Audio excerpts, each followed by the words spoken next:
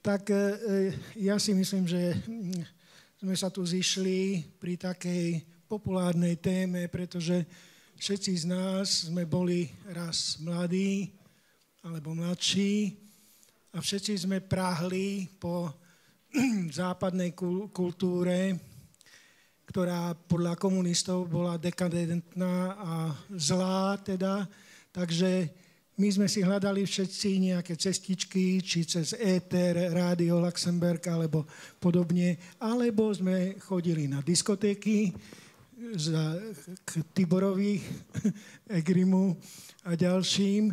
A hlavne tí, ktorí študovali na vysokej škole, chodili do Véčka. Ja, keďže som neštudoval, tak som na čierno musel chodiť. Dobre, Števo? No, takže poprosím ťa, Števo, aby si nám tak nejak priblížil v krátkosti, v kocke.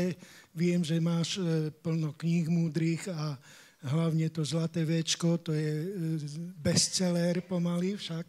Nie? Nie? Dobre, tak predám ti slovo, dobre? Ďakujem pekne, ja sa vopred chcem ospravedlniť. Nie som taký diskutér, ako boli tu predo mnou.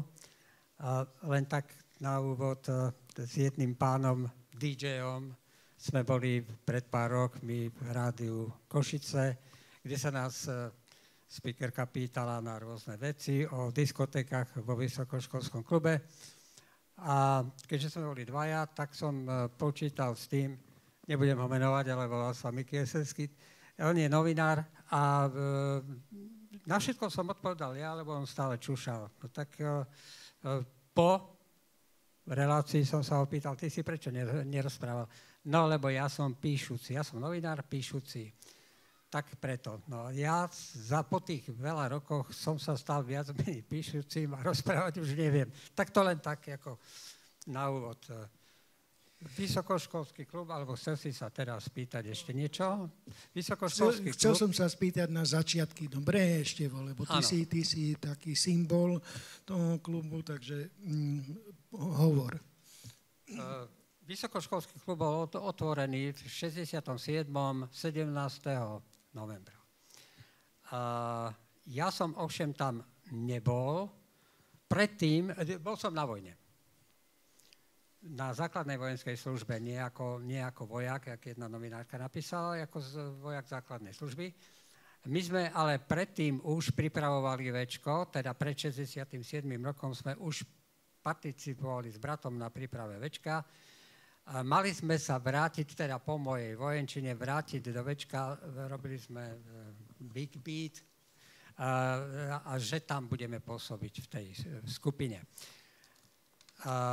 Nebudem teraz hovoriť o 67, 69, zažil som rôzne veci, slúžil som pri Prahe, Benešov u Prahy, zažil som pád spojeneckých vojsk a bolo to niečo katastrofálne. Celé to obdobie, o tom hovoriť, ale teraz tu určite nebudem.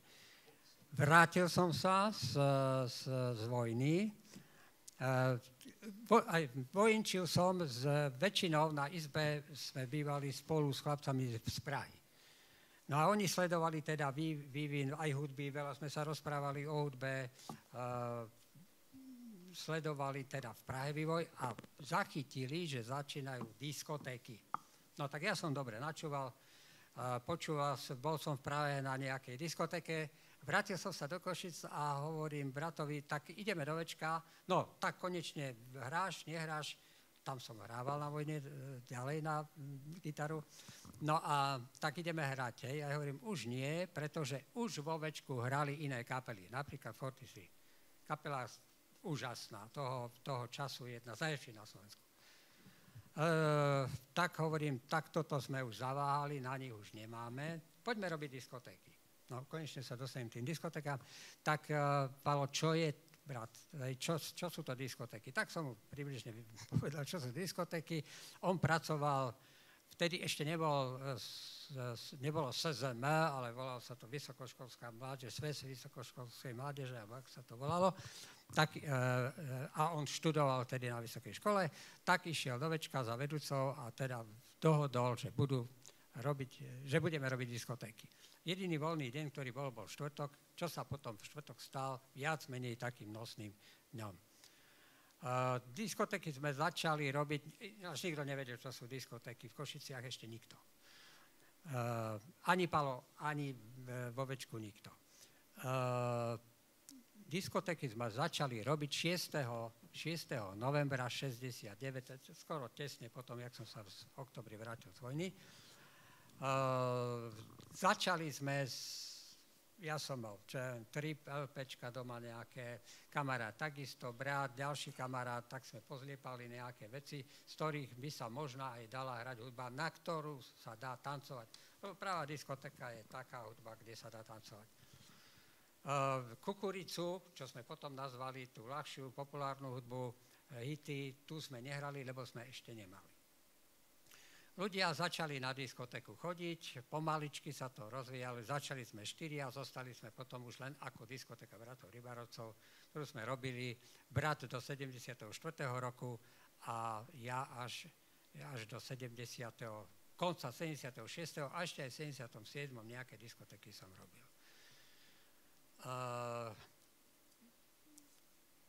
Jak sa dali vtedy robiť diskotéky, keď vás to teda zaujíma. Samozrejme, Večko, ešte aby som sa vrátil, Večko nebolo len o diskotékach. Len keď sme nastúpili do Večka, bolo viac menej mŕtvé. Diskotéky rozhýbali Večko natoľko, že sa tam aj všetky iné fungovali tam krúžky, tak všetky iné krúžky sa nejak rozbehli a Večko skutočne fungovalo. Kto nechodil do Večko, vtedy sa hovorilo, že kto nechodil do Večka, tak vlastne ani nežil.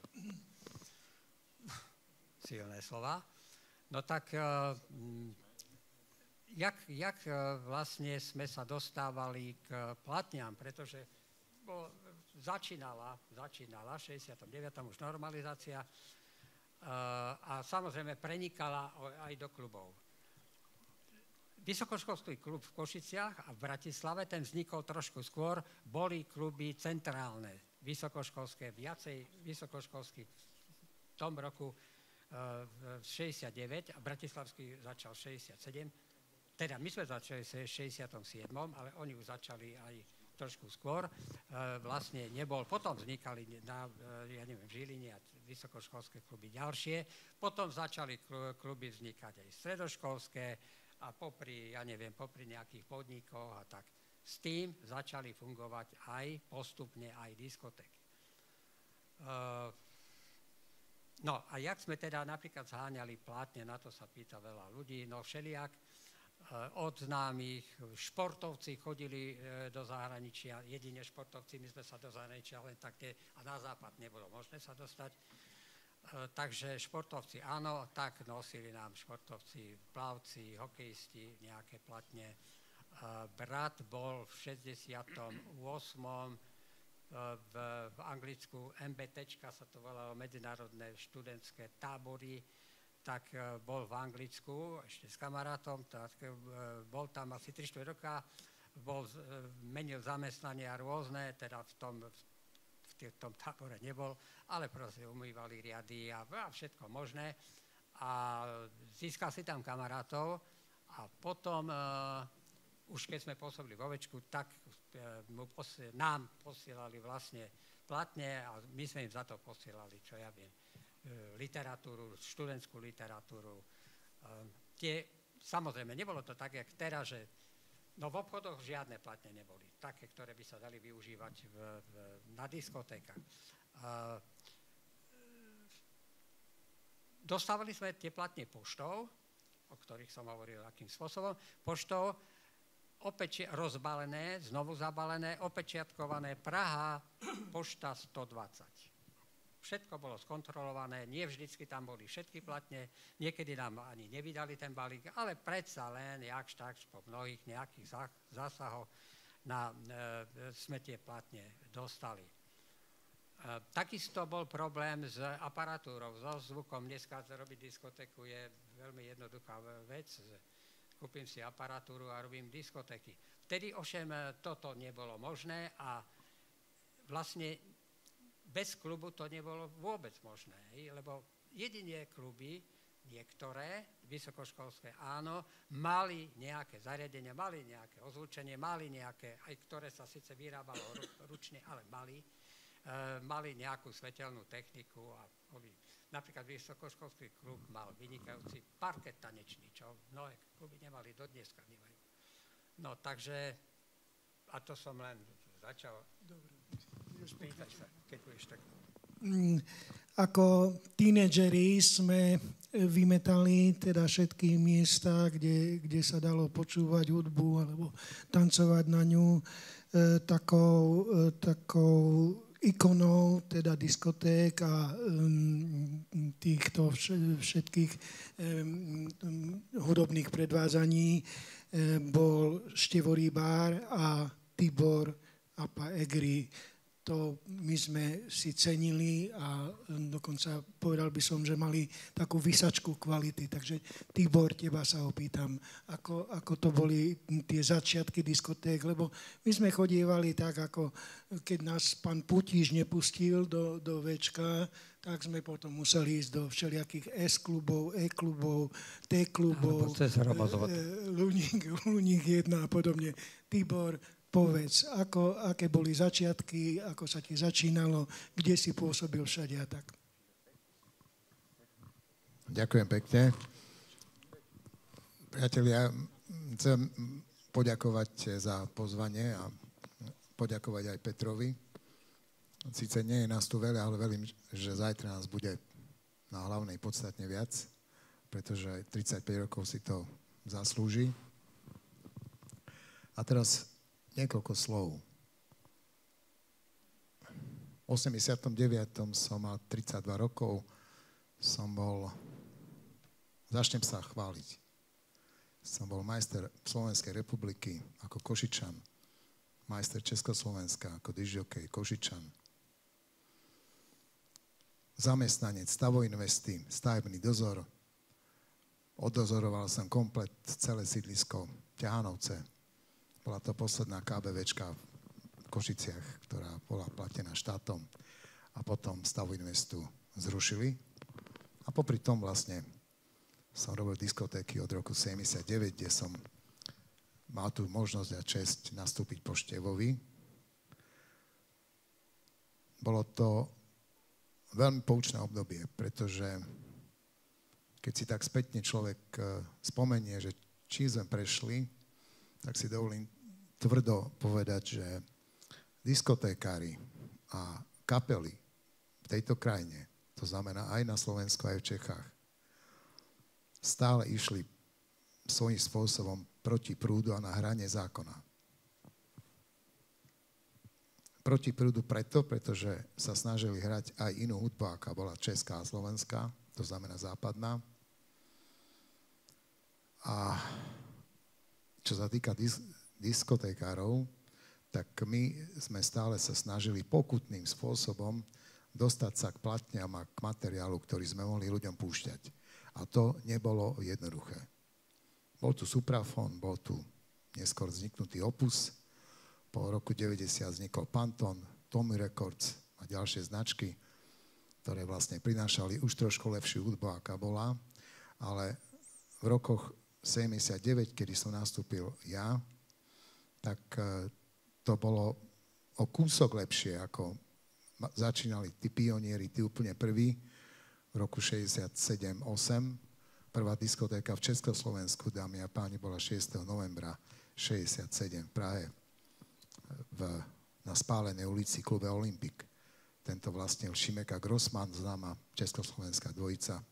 A tam vystúpil s diskotékou ovplyvnený pobytom v Nemecku pán, ktorý sa volá Pavel Černocký, brat Petry Černockej. Hej.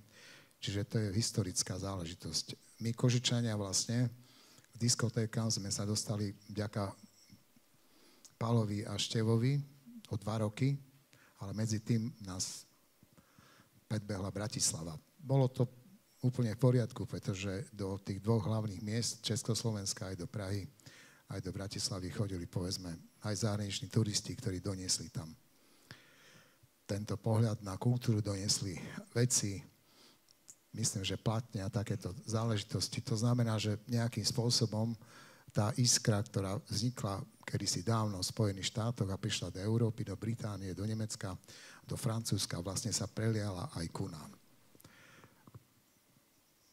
Preto som spomenul aj kapely, pretože keď nastúpila tá hlavná diskotéková vlna, ktorá v 80. rokoch kapely skoro zlikvidovala u nás, aj v našom meste, pretože sme boli nie lepší, ale boli sme lacnejší. Pretože v tých podnikoch vlastne bolo ďaleko jednoduchšie zaplatiť jedného dižokeja ako 4-člennú kapelu.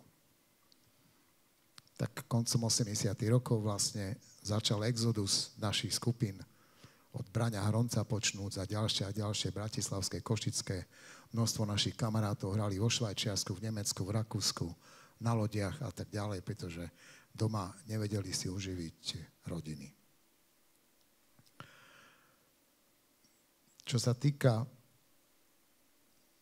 spoločenského postavenia dižokejov, možno by som k tomu vedel niekoľko vlastných téz povedať, ale to by bolo na hodinovú prednášku, pretože toľko poznatkov mám v hlave, že to je niečo neuveriteľné aj vďaka tej knihe, ktorú budeme na budúci týždeň krstiť, ktorá sa zaoberá históriou diskoték Československa a Slovenskej republiky, kde je aj spoluautor aj Števo. A ja len vám chcem povedať, že lebo tu som videl Sláva chvíľou pred tým vstupom, hovoril o kontrole, o EŠTB a tak ďalej. Uvedomme si všetci, že v tej dobe štát sa snažil o to, aby mal veci pod kontrolou. Komunistická strana sa takto správala. To znamená, že už koncom 70. rokov vlastne, keď Števo končil a Palo skončil ešte pred ním skôr, prišli na to, že nie každý sa môže postaviť na pódium a hrať, ale keď chce to robiť, musí robiť prehrávky. A zriadili prehrávkové komisie. Bolo to v 72. alebo ktorom opravom Števo roku. To znamená, že ten dižokej alebo skupina, pretože prešli ňou všetci, aj veľké hviezdy, aj v Čechách, aj u nás, museli pred indiferentnou partiou 5-6 spoluobčanov, ktorí mali moc a zadefinovali asi, že akým spôsobom by to malo fungovať, mali obhájiť to svoje ja, že či tú prehrávku dostanú alebo nie a na základe tej prehrávky vlastne mohli fungovať. To znamená, mohli zarábať peniaze.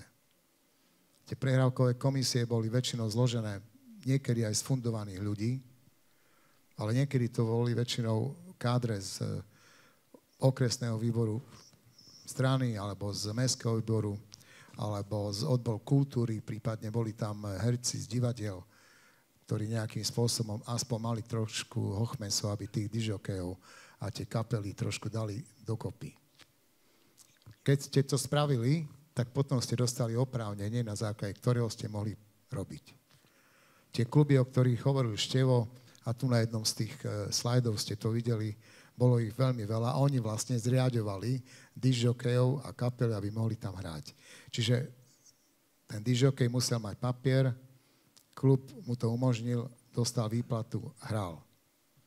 Samozrejme, že zvuk a svetla, ktoré v tej dobe boli, neboli všetko zo západu, veľmi minimálne, ale všetko boli vlastne veci robené na kolene.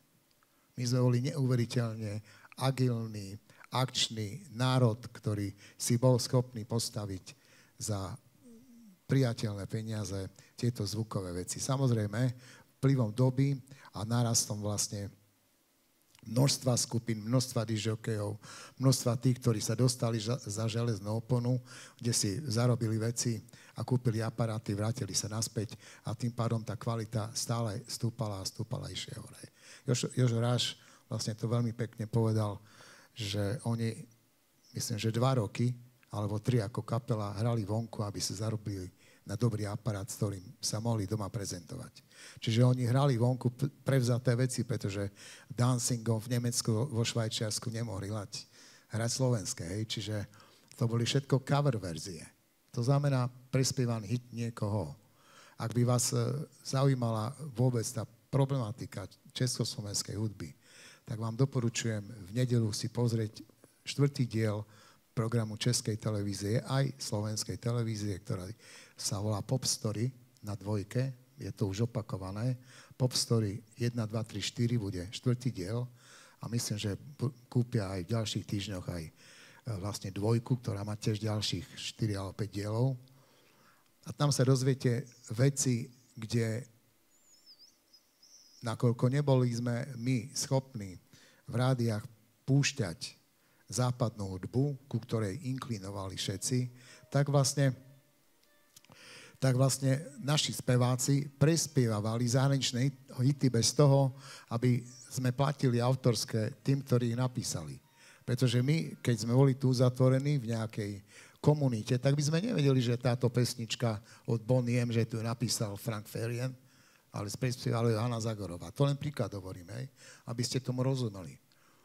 To znamená, že tá doba bola úplne šialená, v čom sme tu žili a vlastne tie kapely, aj tí discjockeyi, boli vlastne nosiči informácií. Ja to stále tvrdím a je to tak, nosiči informácií niečoho, čo všeobecne to publikum nemalo odkiaľ vedieť. Inšpirácia pre mňa bol maďarský rozhlas. Počúvali ste Petőfi rádio, vedeli ste maďarsky, to znamená, v komunite vedeli ľudia, že o 12. v nedelu a 13. hodine púšťa Vašárnapy koktail pán, ktorý sa volá Komiaty György. Od 16. do 18. hrá pán, ktorý sa volá Bejtot László. Program sa volá Poptarisňa. A všetci sme, viete, čo robili?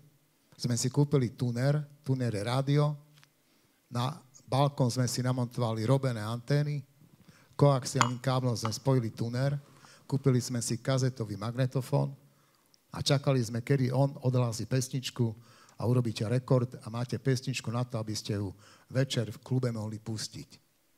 A len preto, pretože ste sa nemohli dostať k informácii. My sme počúvali, priatelia, Pozor zákrutu, ktorá vysielala sa, 30 rokov, medzi 13. a 14. hodinou, kde ten zodpovedný redaktor zasunul jednu pesničku dovnútra.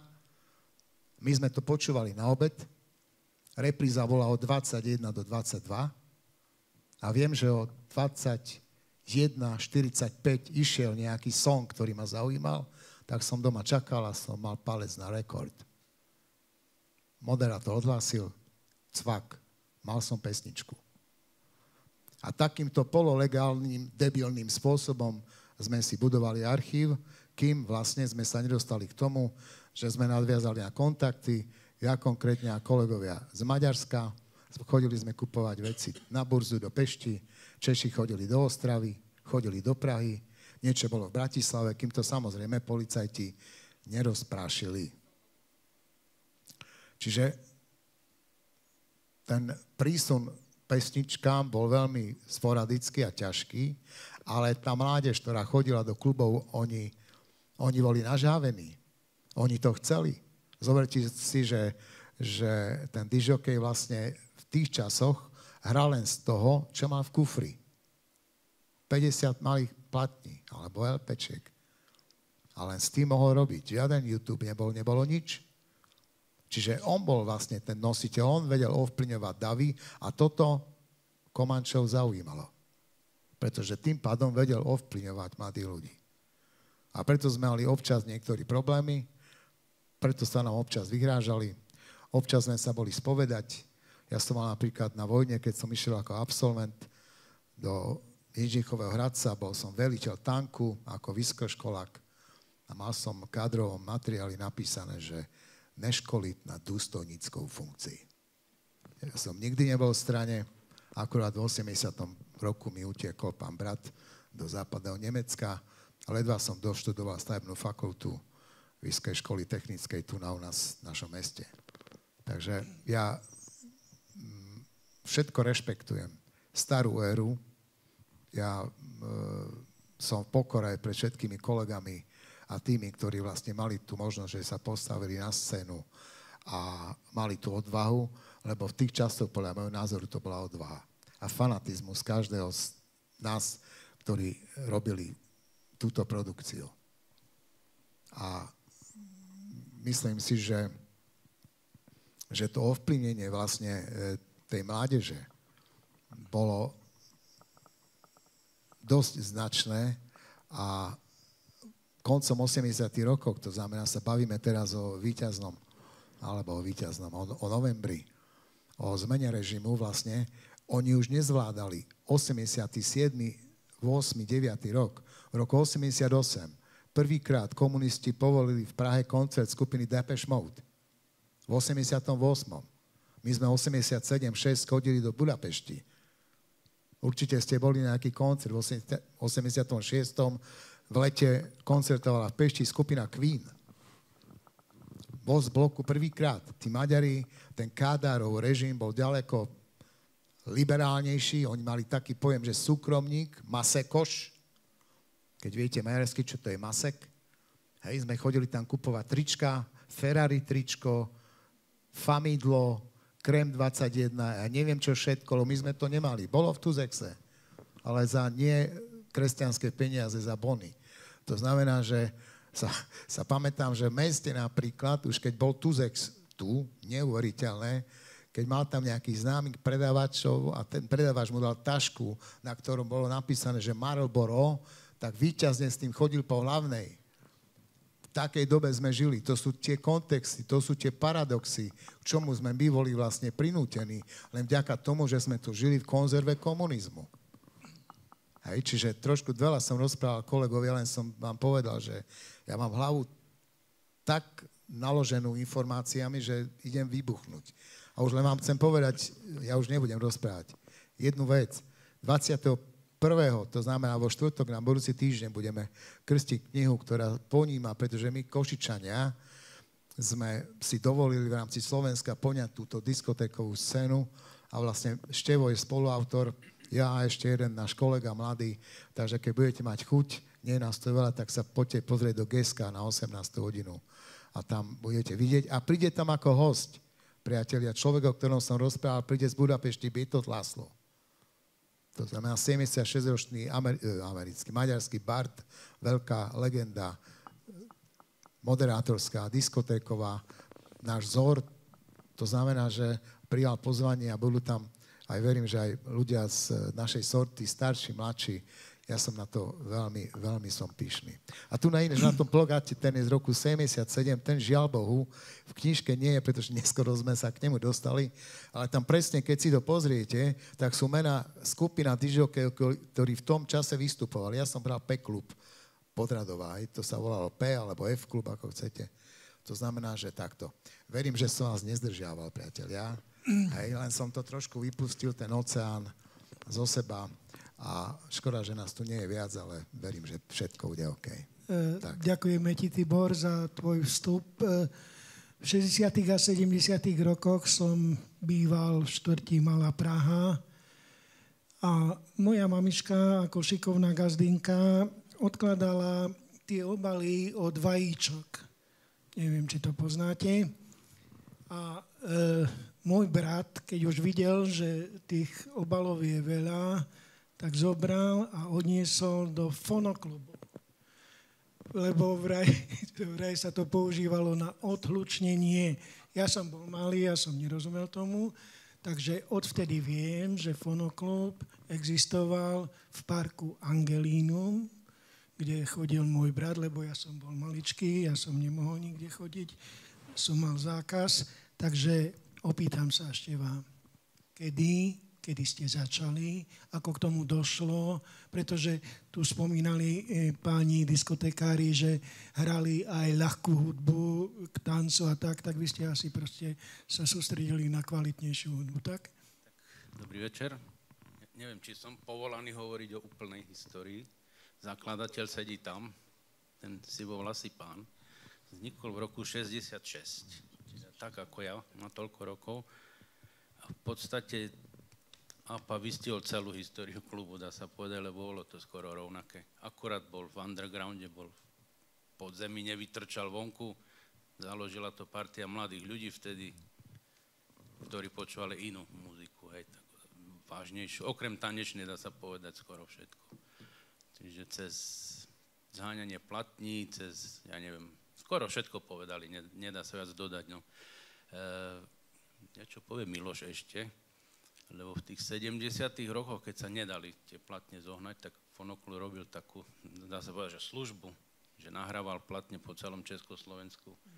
Postali si ľudia pásku, nejaký výber bol platní, ktoré sa podarilo zohnať a nahrávali, posielali do Prahy, neviem, kde kade. No, samozrejme, potom sa to nepáčilo policajtom a neviem, četníkom alebo komu, lebo si mysleli, že sa neviem, kto na tom obohacuje.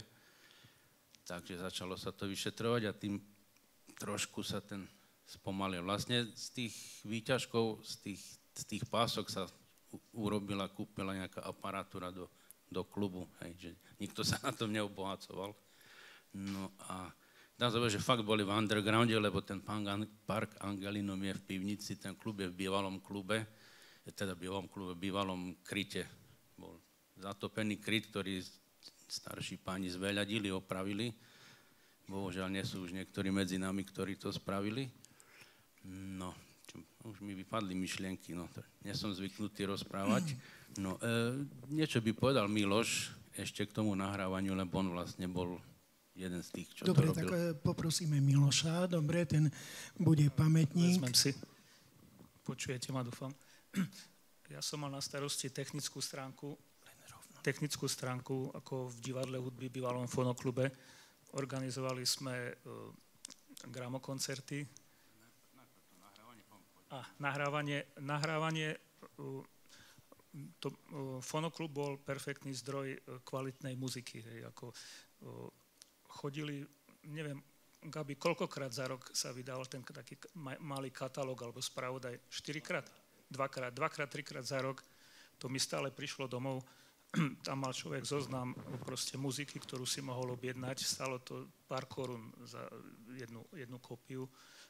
Poslal tam človek pásky a nahrali mu to proste. No a plus tam bolo trošku okolo kapely, okolo tej LPčky niečo napísané a takto. Takže človek sa aj dozvedel nejaké veci. Takže to bol veľmi kvalitný zdroj hudby, tam boli tie, dá sa povedať, tie stop ten, alebo aj stop stovky, proste veci, ktoré či už Pink Floyd a Beatles a Rolling Stones a všetky tie top kapely, ktoré boli, takže, a ktoré sa dali zohnať. Ďalším takým zdrojom celkom dobrým bol gramofónový klub, to nerobil fonoklub, ale to organizoval, myslím, Suprafon, alebo nejak takto.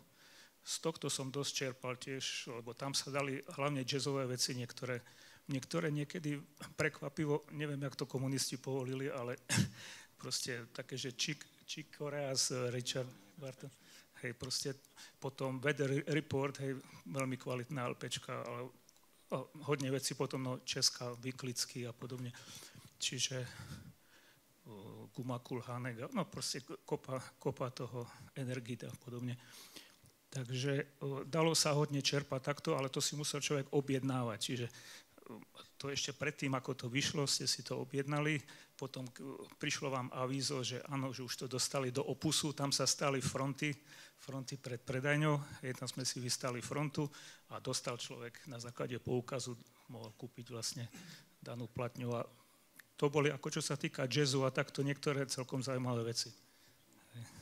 No, čo sa týka tých vajíčok, lebo ja som bol ako technik, tak vlastne z vajíčok tie vlastne podložky na tých 30 vajec, čo je s tým vlastne celé steny boli obložené ako akusticky tlmiaci obklad, lebo ako nebolo dostať tieto veci. Jednoducho na trhu sa nedalo zohnať. Aparatúru, to všetko sme išli do Budapešti, no, väčšinou sme to robili tak, že išli sme na 2 dni do Budapešti, spojili sme to väčšinou s koncertom, myslím, že v nejakom 85. dokonca aj Iron Maiden, tam viem, že som v 84. vtedy som bol na ten Iron Maiden a to bolo niečo vtedy akože niečo wow, to proste prvýkrát človek videl niečo také. No, potom Peter Gabriel a kopa ďalších. A väčšinou sme šli tak, že sme išli na koncert, potom šli sme nakúpiť elektronické súčiastky, pobehali sme obchody po Budapešti, zohnali sme výkonové tranzistory a proste veci, reproduktory a podobne. Reproduktory sa nekupovali hotové, sa kúpili proste polotovar a bedne sa vyrábali. To isté mal aj fonoklub vlastne. Takže No a joj, to môžeš aj potom povedať, ale vlastne robili sme gramokoncerty to bol bývalý dom odborov, teraz sa to jak volá? Jumbo Centrum. V Tálii sme robili v Technickom múzeu, ale to sa vlastne vrátili sme sa znovu, lebo to predtým bolo ešte, jak tam bol Javnického, otec bol šéf. No, nevadí. Dobre, ďakujem pekne. Števor Rybár je všestranný človek, okrem toho, že bol discjockey, pracoval v Slovenskom technickom múzeu a tam sa usídlilo alebo dostalo nejaké divadlo hudby. Čo to bolo, Števo? Hudba zniela všade a ešte špeciálne divadlo. Vysvetlím, ale najprv by som ešte reagoval tu na chlapcov z fonoklubu. Boli veľmi skromní, ono toho bolo oveľa viacej, ale to všetci by sme mohli tu dni rozprávať, ale nemáme na to priestor. Ale ja som sa predtým rozprával s Gabinkou Verom o tom, ako to vlastne bolo tie úplne vaše začiatky a nejak tak sme to dali dohromady. No, boli ste jeden, keď nie prvý klub vôbec takéhoto razenia v Československu. A v Technickom múzeu, v tej reprezentačnej sále ste pôsobili niekoľko rokov. Aj preto to hovorím, že ja som potom 30 rokov v múzeu pracoval. A keď som nastúpil v 69. na prvom 69-70 do Technického múzea, vy ste tam už boli. Koncerty ste robili. Potom pre nejakú vec s vami rozviazali, ja už sa dobre nepamätám prečo, no a potom ste už teda nasledovalo to, čo ste viac menej hovorili, že ste sa sťahovali jej až pod dnešok. Tá vaša činnosť je ale oveľa väčšia a zaslúži si oveľa väčší priestor a poďakovania skutočne to nemá obdobu. No. No len, aby som uviedol ešte na pravú mieru, že ten fonoklub a potom sa premenoval na divadlo hudby kvôli tomu, že klub zavreli eštebáci, lebo niektorí emigrovali, niektorí boli podvratné živly, takže to zavreli a potom sa to muselo nejako prevexlovať pod SZM, premenovať na divadlo hudby. Takže sa to istý čas volalo divadlo hudby. A to s tým divadlom hudby bolo trošku ináč. Ale fakt je, že áno, že vlastne potom to pôsobilo pod SZM troch múzea, jedného, druhého a galéria. Hej, a to sme robili v 74. To potom ja som bol tam akože šéfom. V 74. Asi pol roka. Robili sme aj živé koncerty. Hej, Modus, Gomitová, ja neviem, kto Gomitová, u nás bola objavená vlastne v múzeu. A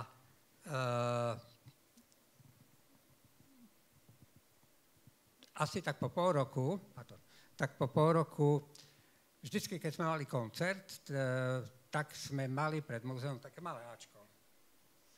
A raz bolo tam Ačko z Beatles, a ešte nejaká kapela, možná naša, lebo museli sme to kombinovať.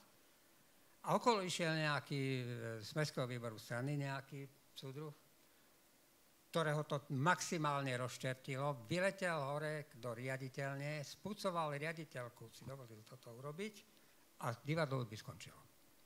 Hoci sme mali povolenie od mesta. Dodneska mám ten protokol povolenie na divadlo. Tak to len k tomu divadlu. No to sú Vormenovci, by som povedal, lebo vlastne ten fonoklub sa musel premenovať kvôli, tak vymysleli divadlo. Ale to nie, to je iná organizácia. No, iná organizácia, len chvíľu bol fonoklub aj divadlo hudby kvôli emigrantom, lebo samozrejme tí, čo ostali, tí boli vinní za to, že emigrovali. Takže tak asi. Áno. Ešte tam bola činnosť viac, aj okrem tých gramokoncertov vlastne boli klubové programy, aj vlastne ten fonoklub bol v podstate, dá sa povedať, že skoro súkromný klub, lebo boli vlastne len členovia, ktorí, bolo sa tam ťažšie dostať, museli prejsť nejakým časom, nechcem povedať, že previerkou, ale nedostal hocikto členstvo, čiže to trvalo aj 3 roky, kým sa niekto dostal do klubu a stal sa riadnym členom. Mali sme nejaké schôdze, kde sa všetko plánovalo, v pondelok boli schôdze, v sobotu večer boli predstavenia. Buď niekto donesol, povedal o kapele, životopis kapely, pustil dosku, hej. Boli živé koncerty u nás, hrali u nás aj živí muzikanti. Tak, no ešte doplní Miloš, niečo hovorí? To by som chcel povedať, že sa nám podarilo aj pražský výber dostať do klubu, vlastne keď mali, potom jak ich povolili, mali v Dome odborov malý koncert, tak sme ho zavolali do klubu.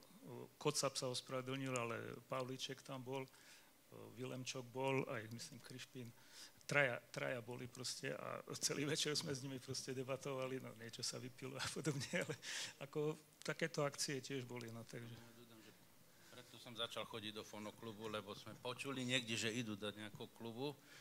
Chceli sme sa stretnúť s Pavličkom, ale nás tam nepustili ešte s jedným kamarátom, lebo nie ste členovia, že príďte v pondelok a môžete prejsť tou procedúrou, takže na tom koncerte, na tom Pavličkovi a ešte kto tam, no videli sme už, ak vychádzajú, hej, no nás tam nepustili, len sme čakali pred klubom, že, takže tam som začal chodiť v roku 88 to bolo. Dobre, vďaka.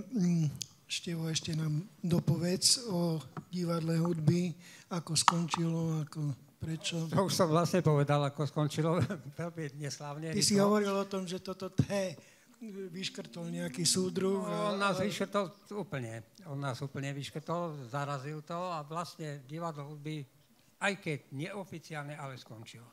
Čo sa týka koncertov, boli tam rôzne koncerty, ale aby som povedal, bola taká obyčaj, že všetky kapely, ktoré v Košiciach hrali, všetci speváci, ktorí vystupovali po svojich koncertoch, ja neviem, v športovej hale, v amfiteátru a takto, tak všetky potom sme stiahli do večka a všetci speváci, ja neviem, kto tu nebol vo večku, kto nevystupoval, kto tam nehral, alebo aspoň na takom party bol.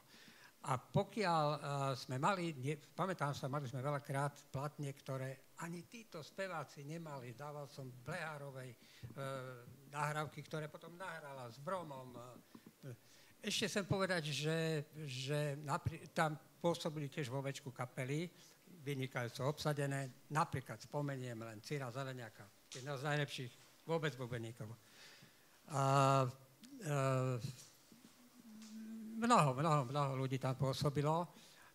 Tie, jak si aj ty tu mi našepkával, tie krúžky, jak to nazývali, krúžky, tých bolo strašne veľa. Divadla, malých foriem, ja neviem, no rôzne. Vyrábal nám aparatúru Guru Večka, Ivan Skávsky, ktorý v pondelok mal pohreb v Prahe. Mali sme zariadenie, napríklad mixážny pult s gráfami, prenosné, také, čo nemali ani v Prahe. My sme boli v Prahe robiť diskotéku v 72. v Lucerne a no tam sme samozrejme hrali, tam mali dynakordy a takto, ale čo sme boli v Prahe robiť diskotéky, čo boli Pražania tu robiť, jednoznačne hovorili, že máte najlepšiu aparatúru, aj čo sa týka bratislavských, aj Števanderka.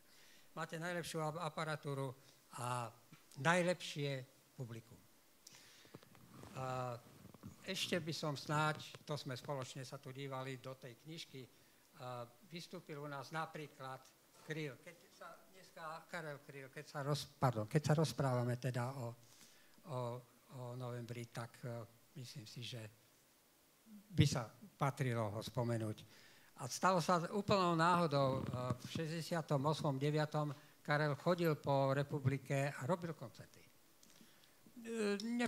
Mnohé neboli vôbec dohodnuté. A tak sa stalo, že jedného dňa tom Ivan Skálsky, dnes už hovoril, v pondelok to nebol klubový deň a hovorí, skoro nikto tam nebol vo večku, niekto tam hral biliard. Tak pripravoval nejaký program v kancelárii a ozval sa jesenný deň, studený, nepríjemný, ozval sa zvonček. No tak na druhé zvonenie išiel, otvoril nejakému pánovi nevysokému, ktorý držal v ruke gitaru. Ja som Karel Kryl. Ja bych rád u vás vystoupil a aj zadarmo. No tak iba rýchle rozbehol nejaký proste, tento neboli mobily, nebolo nič, neboli telefóny, ešte neboli, tak rozbehol akciu a podarilo sa, ľudia behali po internátoch do športu, ja neviem, kde tam sa zhromažďovala mládež, taká zvečka, tak zohnal 200 ľudí, vyše 200 ľudí a koncert Kryla bol. Čo sa ale stalo, len 2-3 ľudia sa na to pamätajú. Nikto to nefotografoval, pretože vtedy neboli, znova sa opakujem, neboli mobily, nikto nezachovala sa fotka, čo je veľká škoda. Ďakujem pekne. Keď už proste bol pretlak tých hudobných vystúpení a bolo plno klubov a podobne, tak sme zvykli zájsť ako tínedžeri do koniarne, do športovej haly, kde sa poriadali teda všelijaké koncerty. Niekedy sa podarilo im zohnať aj kvalitných vystupujúcich. A raz sme sa dostali na koncert ruskej alebo sovietskej skupiny Vysolie Rybiata. Tak sme počúvali a tak s úsmevom a podobne a sme zašli do zákulisia a sme sa ich pýtali, že prečo nehrajú nejaké anglické piesne. A on mi hovorí, ten frontman, že centrálny komitet, čiže bola tam prísna cenzúra, tak sa teba, Tibor, opýtam, aký bol pomer teda produkcie socialistickej a západnej, ty to budeš najlepšie vedieť a Števo takisto, ale teba sa pýtam, chodil niekto z odboru kultúry a napísal pomer, že 40:60 alebo 30:70. Ako to bolo? Tak ako som v tom predošlom stupe vravel, oni chceli všetko kontrolovať. To znamená, že podľa prehrávok, ktoré boli zakategorizované ABC, Ačko bolo, myslím, že 60 korún za 2 hodiny, Bčko 90 a Cčko bolo 120.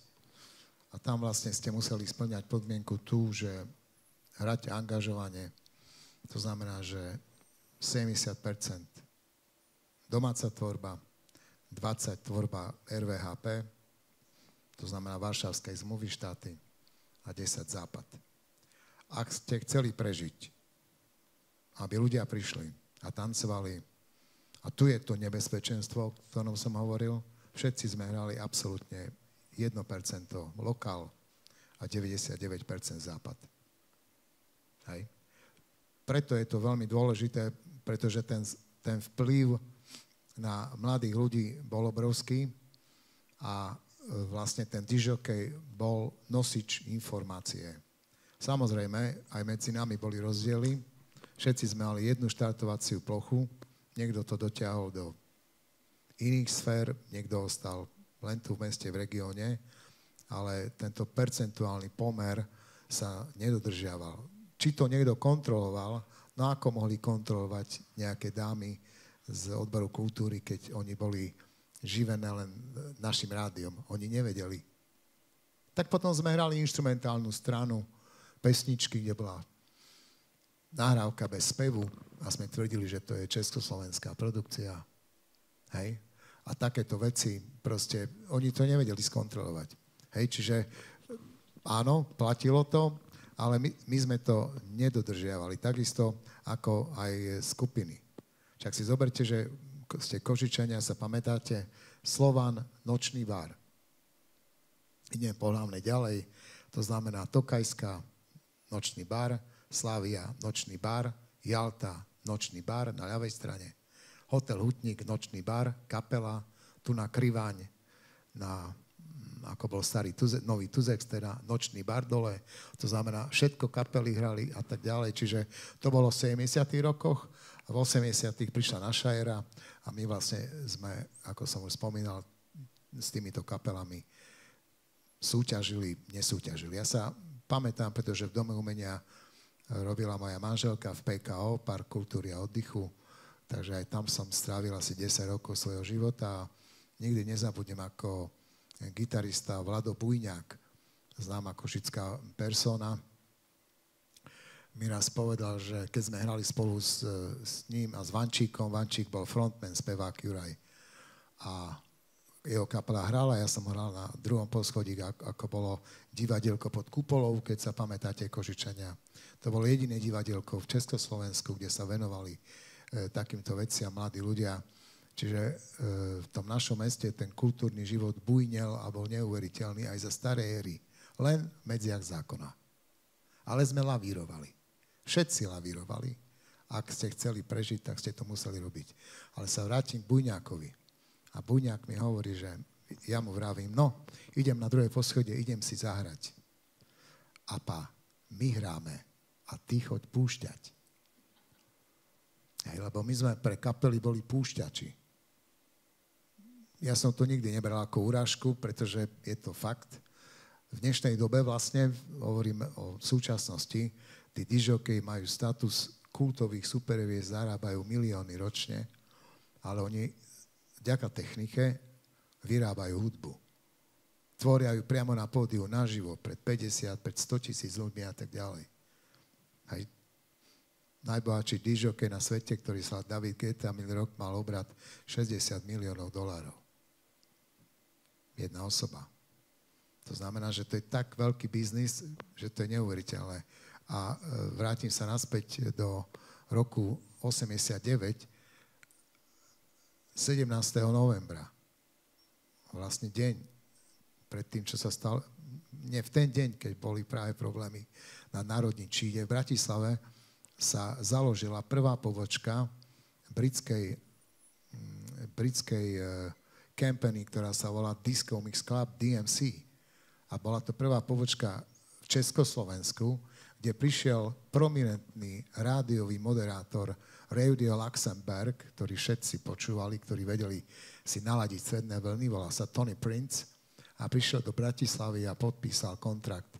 A v Československu to založili, my sme aj nevedeli, že v Prahe je tento problém. A toto bol pre mňa taký pamätný deň.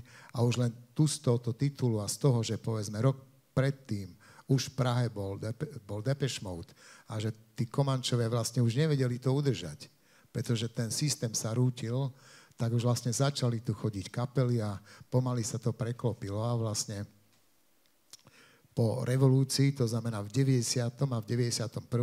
sa vlastne plošne zrušili prehrávkové komisie.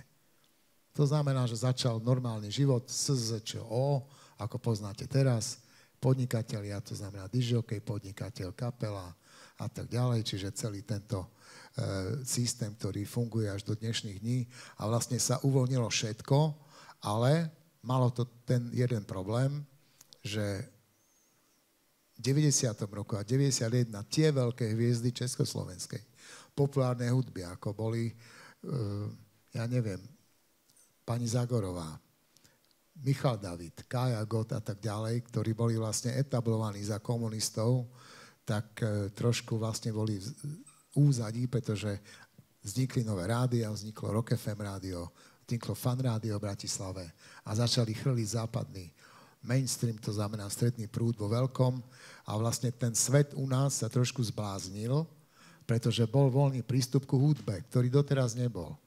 Aj Maďari ho mali veľa lepší, ale toto bola otvorená hranica totálne. To znamená, že ak ste mali peniaze, tak z Bratislavy ste si skočili do Viedne, na Maria Hilferstrasse, tam bol obrovský obchod, His Master Voice sa volal, alebo do Londýna a ste si kúpili od vymyslu sveta, čo ste chceli. Ako dižokej. Ako kapely si mohli kúpiť aparát, je to tak, proste už sa prestalo robiť na kolene. Tie brány vlastne, tá revolúcia, nepoviem, že vypustila džina z fľaše, ale zmenilo sa všetko. Už či do pozitívnej, alebo do negatívnej stránky a vlastne tá kultúra funguje do dnešných dní. V súčasnosti už len taká notická, v tých časoch bolo evidovaných na krajských a okresných osvetových strediskách zhruba 900 diskotékárov v rámci Slovenskej republiky. 900, ktorí chodili na prehrávky. Neviem, koľko bolo kapiel, toľko ich určite nebolo, ale boli evidovaní. A v týchto časoch teraz Soza eviduje nejakých 3500 dižokejov, mladých ľudí, ktorí sa tomu venujú a robia túto prácu. Čiže to je taký odkaz z minulosti do budúcnosti a už aby som skončil, ak dovolíš, Peter, jednu myšlienku vám chcem povedať, veľmi dôležitú. Ako Košičania máme veľké šťastie, že sme tu mali ľudí, ktorí postavili také niečo, ako bol Fonoklub. Máme 3 publikácie, ktoré mapujú nie diskotékovú, ale poprokovú scénu v našom meste. To znamená, táto knižka, ktorú dovolil si Števo tu so sebou doniesť, Zlaté Večko, ktorá píše o tom všetkom, ako bolo. V roku 2013 Ďodi Olajoš vydal knihu, kde zmapoval komplet košickú scénu od 40. rokov až do 90. neviem ktorého. Fantastickú knihu máme zmapovanú. Teraz vlastne pri všetkej úcte história diskoték na budúci týždeň vo štvrtok Košičania to robili v rámci Slovenskej republiky. Máme zmapovanú. Čiže my sa nemáme za čo hanbiť. Ja som celý život bol hrdý lokál patriot Košičan.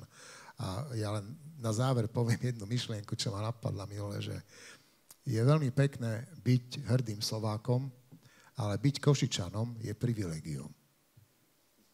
Takže tak. Ďakujem vám pekne. Tibor, ty si spomínal, že tie 80. roky už vlastne komunisti vypúšťali dušu a sa všetko proste dalo spraviť alebo nespraviť. Števo, ako to bolo v 80. rokoch? V 80. rokoch neviem. Ako to bolo vo Večku v 80. rokoch neviem. Ale ja by som len k tomu, čo si ty vravel, k tým prehrávkam, a tak tam nás zničili. Tie prehrávky začali v 72. roku. Ja som bol na prehrávkach v Bratislave niekoľkokrát, pretože Verchuška sa nevedela zhodnúť v tom, či to povoliť, či nepovoliť, čo vlastne povolia, nepovolia. Nakoniec to povolili, ja som dostal po neviem koľkých prehrávkach aj legitimáciu, teda, že môžem, ja som robil pre Slovkoncert, že môžem diskotéky robiť, bol som aj nejakým spôsobom približne tak ohodnotený, jak si vravel, ale to oko Verchušky stále tam bolo. A oni proste chodili aj na naše diskotéky, ale preto reagujem, že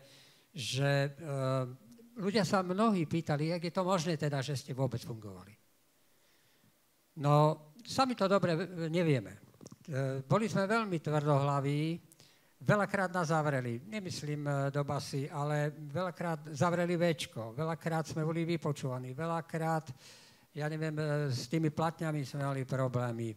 Chodila policia, hoci to bolo Večko, bolo zariadením vysokoškolským. Sice SZM, ale vysoká škola, kde by nemali teda policajti mať vstup, ale chodili na kontroly.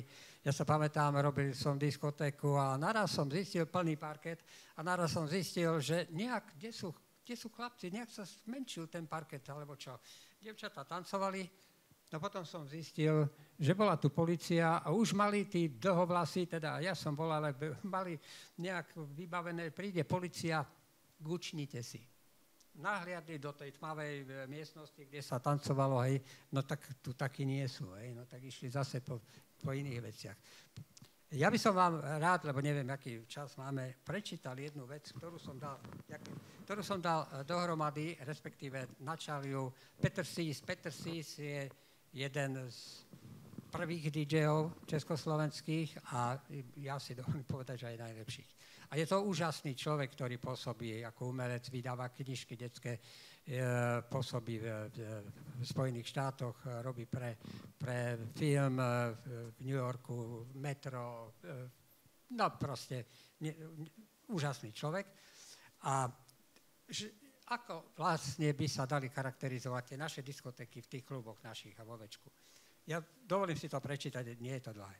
Byť vo Večku bolo pre každého akýmsi pocitom niečoho viac ako len nudné prežívanie v sivom priemere modrých svedáckých košiel na schôdzach či doma za pecou. Vo Večku sme boli všetci svoji, počúvali sme hudbu, ktorú sme inde nesmeli počúvať, tancovali sme tak, ako sme cítili, s kým sme bez nejakých škrupul chceli, Robili sme divadlo, aké sme chceli a aj keď nám ho väčšinou pred predstavením stiahli, skoro vždy, podotýkam, všetky predstavenia nám stiahli, divadelné SVčka, obliekali sme sa, ako sme chceli, nosili sme vlasy, aké sme chceli a aj keď nás policajti väčšinou zbalili, nevzdávali sme sa napriek slovoli väčšinu.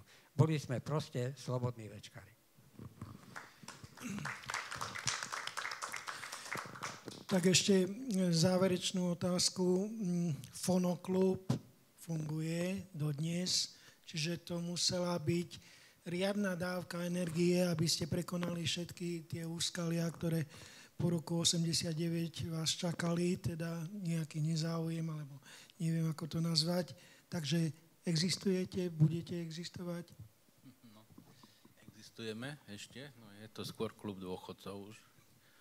A či budeme existovať, no ťažko povedať.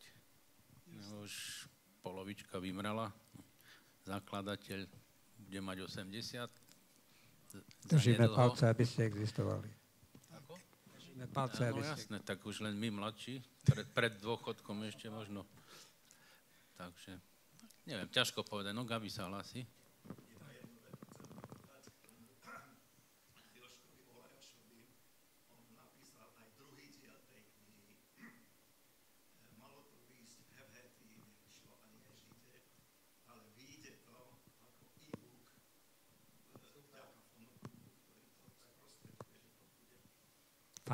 Myslíš v rytme spomienok, ako hej, toto? Aha. Tak sa volá. Jasno.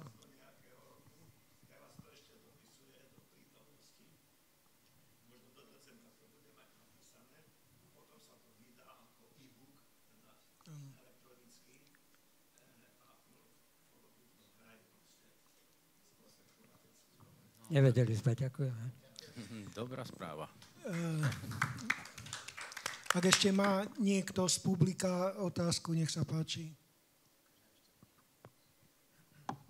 Ja len vám poviem takú srandu, 2 otázky, ktoré boli v kultúrno-spoločenskom teste na prehrávkach dižokejov. Otázka. Hral Vladimír Ilíč Lenin šach, alebo nehral Vladimír Ilíč Lenin šach? Otázka druhá. Je zvislá dopravná značka okresu Košice vidiek pred pamätníkom na Dargové alebo za pamätníkom na Dargové? Taký bol život, priatelia. Bola iné otázky všelijaké, kultúrno-spoločenské, ale ten politický test, to bolo neuveriteľné. Ešte jedna sranda, hrával som pre hutné stavby Košice. Oni sídlili teraz v tej budove AT&T na festivalovom námestí, tá rohová budova, to boli hutné stavby. Riaditeľstvo hore na vrchnom poschodí mali taký klub. A ich SZM diskotéka začínala kvízom o Sovietskom zväze. Prvo kvíz o Sovietskom zväze, nemali sme šatky, nič také nebolo, stoly a tak ďalej. Stoly sa odtiahli a bohapustá americká zábava, pálenka tiekla prúdom. Neuveriteľné. Tak to bola schizofrénia doby, v ktorej sme žili. Iné sme rozprávali doma, iné na ulici. Hej. Obávam sa, že nás to čaká aj tu, keď povolíme. A preto zajtra nás musí prísť tam veľmi veľa. Ďakujem pekne. Takže neostáva nič iné, len zvolať, nech žije Fonoklub, nech žije ešte dlho. Véčko síce už neexistuje, ale... Pardon, existuje, ale iné. Ale iné, hej. Ale prajem také znovuzrodenie, dobre? A Tibor, tebe prajem, aby si sa dostal medzi nových 900 discjokejov. Dobre, aby tá sláva discjingu proste bola. A nezabudnime prísť 21. do Geska. Ďakujem pekne Števovi Rybárovi, Apa Egrimu, Števovi Radvákovi a Milošovi Tkáčovi. Ďakujem pekne, nech sa páči.